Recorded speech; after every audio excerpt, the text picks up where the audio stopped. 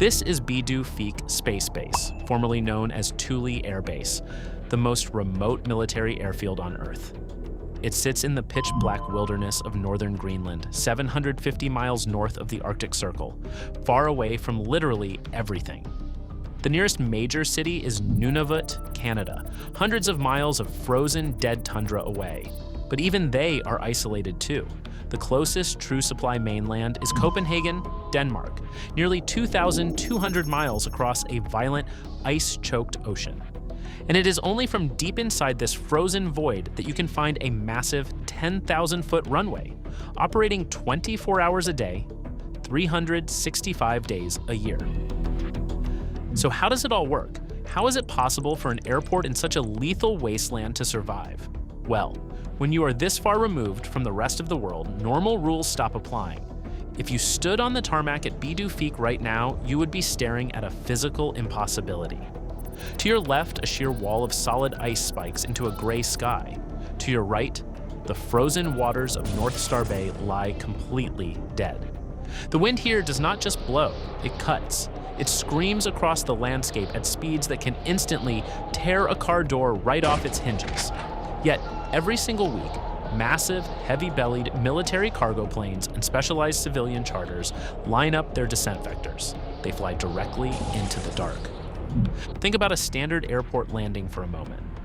A pilot smoothly glides down a gentle, predictable 3-degree slope. It is comfortable, it is routine, it is safe. But at Pituffik, a standard landing is a luxury the environment completely forbids. Because of the towering, razor-sharp glaciers surrounding the base and the sudden, unpredictable pockets of freezing, hyper-dense air crashing down from the Greenland ice sheet. Approaching this runway is an act of pure calculated aggression. Pilots cannot glide in. They must perform what aviation experts call a steep descent tactical approach. Imagine sitting in the cockpit of a massive C-17 Globemaster. You are dropping out of the sky at twice the normal angle of a commercial flight. The nose is pointed down so sharply that all you see through the glass is a blinding expanse of white and black rock rushing toward you at 150 miles per hour. One senior logistics pilot described it bluntly. You aren't gently kissing the tarmac here. You are slamming a multi-million-dollar piece of metal onto a strip of permafrost and praying the brakes catch before the ice sheet claims you. Why take such an insane risk? What is so incredibly important that humans built a mega runway in a place where exposed skin freezes solid in less than 60 seconds? To understand that, we have to look at what is sitting right next to the runway. This is not a holiday destination. It is the front line of global defense.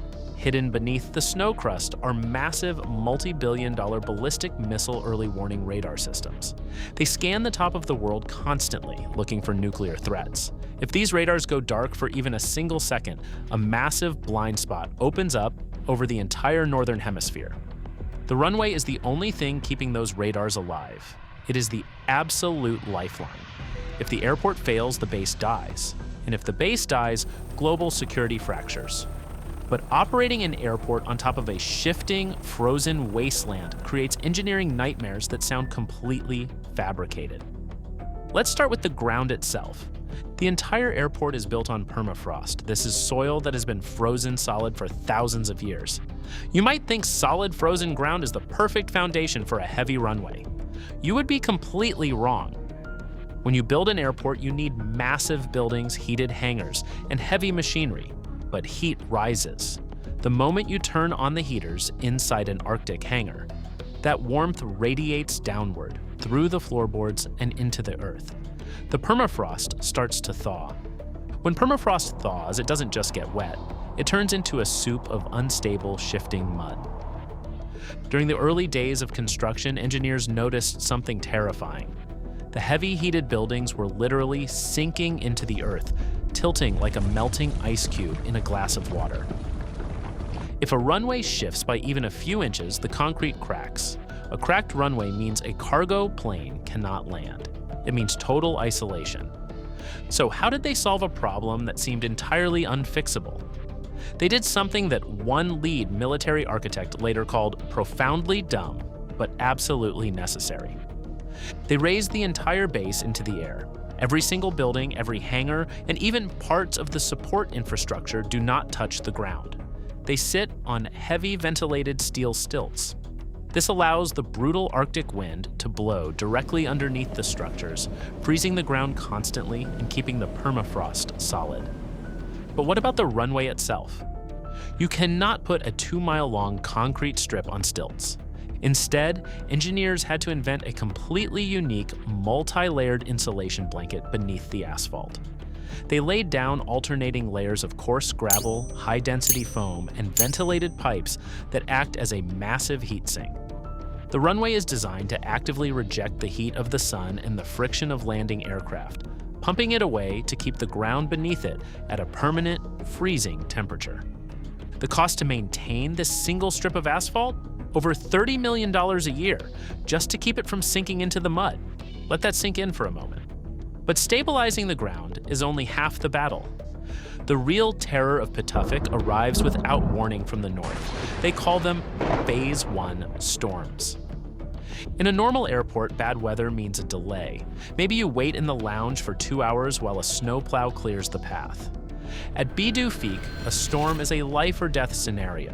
When a Phase 1 alert is triggered over the base loudspeakers, the entire facility goes into immediate total lockdown. The wind speeds skyrocket past 80 miles per hour in a matter of minutes. The temperature drops to a catastrophic minus 60 degrees Fahrenheit. But it is the visibility that kills. The wind whips up the fine, powdery Arctic snow until the world becomes a flawless, terrifying wall of pure white. You cannot see your own hand stretched out in front of your face. If a plane is on approach when a Phase 1 hits, there is no landing. There is no waiting in a holding pattern. The air is too turbulent, the visibility is absolute zero, and the runway becomes a sheet of slick black ice. The aircraft must divert, but remember where we are. The nearest safe alternate airfield is often thousands of miles away. If the plane does not have enough fuel to fly all the way back to Canada or Iceland, the situation becomes instantly fatal. Because of this, the air traffic controllers at Pituffik are some of the most stressed individuals on the planet. They are not looking at a busy screen filled with hundreds of commercial flights. They are watching 1 or 2 critical supply planes, tracking a weather front that moves with the speed and violence of a localized hurricane. Now, let's step away from the planes for a second. Let's look at the sheer logistics of human survival. How does a community of several hundred military personnel, scientists, and contractors actually live here? Think about your house. When you turn on the tap, water flows. When you flip a switch, the lights turn on. When you throw something in the trash, it disappears. At Pituffik, none of those things happen naturally. Every single drop of water, every watt of electricity, and every piece of garbage is a massive, complex engineering problem. Take drinking water. There are no freshwater rivers here. There are no subterranean wells. The ground is frozen solid for hundreds of feet down. The entire base relies on a single tiny body of water called Crescent Lake, located a few miles away. But for 10 months of the year, Crescent Lake is covered by a layer of ice up to 6 feet thick. To keep the base from dying of thirst, engineers had to build a heavily insulated, continuously heated pipeline from the lake to the base. The water must keep moving constantly. If the pumps stop for even a short period, the water inside the pipe freezes solid, bursting the steel lines and cutting off the base completely. And what happens if that pipeline fails during a major storm? The base has to resort to an incredibly expensive, highly inefficient backup, a massive desalination plant that sucks freezing salt water out of the bay and processes it using immense amounts of electricity. Which brings us to the next problem: power. You cannot connect Pituffik to a regional power grid. There isn't one. The base must generate 100% of its own electricity. It does this through a series of massive, heavy-duty diesel generators. These generators burn through millions of gallons of specialized, low-temperature fuel every single year. Where does that fuel come from? It cannot be flown in. It is simply too heavy. Instead, the base relies on a single high-stakes event that happens once a year. They call it Operation Pacer Goose. Every summer, for a very brief window of about 4 to 6 weeks, the thick sea ice in North Star Bay melts just enough to allow a convoy of massive military cargo ships and fuel tankers to smash their way through. This convoy carries a full year's worth of food, heavy equipment, and millions of gallons of fuel.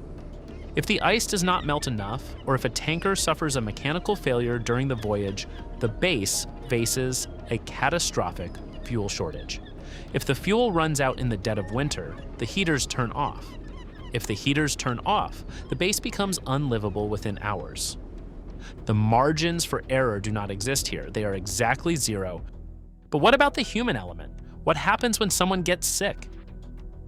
If you get appendicitis or suffer a major injury at a normal airport, an ambulance takes you to a major hospital in 15 minutes.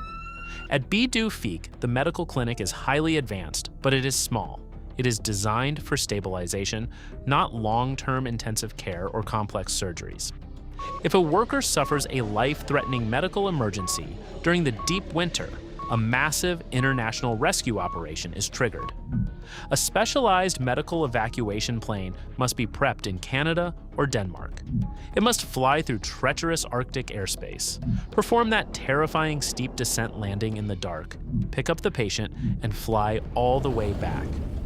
A single broken bone or infected organ can cost over $250,000 in aviation fuel alone just to treat.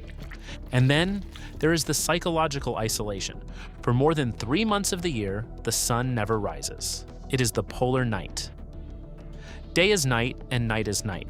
The sky is a permanent shade of pitch black. During this time, communication with the outside world is everything. You might think that in 2026, satellite internet solves everything. But Pituffik sits so far north that it actually sits below the orbital horizon of many standard geostationary communication satellites. The signals must travel at a razor-thin angle relative to the Earth, often bouncing through specialized military relay stations or high-latitude satellite constellations just to allow a basic phone call home. The internet here is not for streaming movies in 4K. It is a strictly rationed, highly protected resource dedicated to military readiness and vital operational data. So let's look at the numbers. Fewer than 10,000 passengers pass through this airport every year. Compare that to a major hub like Atlanta or London, which sees hundreds of thousands of people every single day. Yet, per capita, Pituffik is one of the most expensive, resource-intensive, and dangerous airports ever conceived by human beings. It is a place where a single mistake by a runway sweeper can cause a multi-million-dollar radar to go blind. It is a place where the simple act of flushing a toilet or turning on a light bulb requires an entire chain of international military logistics. It is an airport that defies nature every single day it remains open. And yet, despite the lethal cold, the sinking ground, the terrifying steep approaches, and the months of absolute darkness, the planes keep landing. The runway stays clear, the radars keep spinning. But as the global climate continues to shift rapidly and the Arctic permafrost begins to warm at an unprecedented, uncontrollable rate, the very foundation of this entire frozen fortress is beginning to change. The insulation blankets under the asphalt are being pushed to their absolute limits. The ground is moving faster than it ever has in recorded history, which raises a terrifying question for the engineers stationed at the top of the world. How much longer can you keep an airport alive when the very earth beneath it is trying to swallow it whole? Well, the military has just initiated a secret multi-billion-dollar engineering project to completely redesign the runway foundation before the next winter cycle hits. But the initial test results that just leaked from the base suggest something far more alarming is happening deep beneath the ice.